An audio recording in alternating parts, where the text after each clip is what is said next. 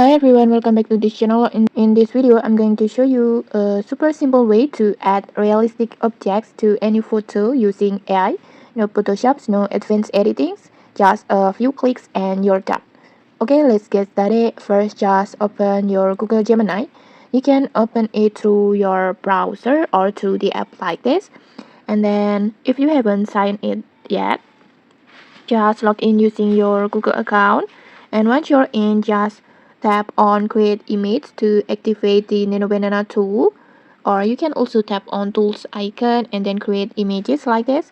This tool will let you generate or modify images instantly using text prompt. Next, just upload the photo that you want to edit. Just tap on plus button and then gallery, and then just choose your photo like this. And once it's uploaded, let's come the fun part.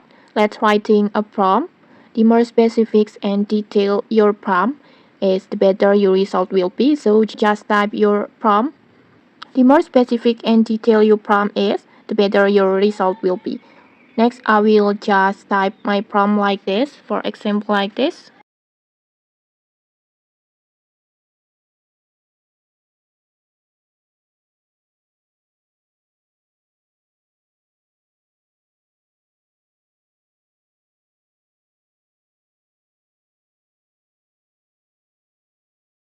For example, like this.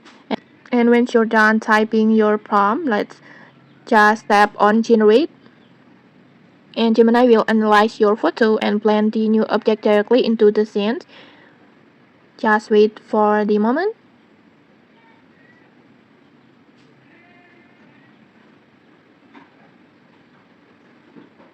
Like this, as you can see, the difference between the picture, the original picture that not have the coffee cup, and then the new image,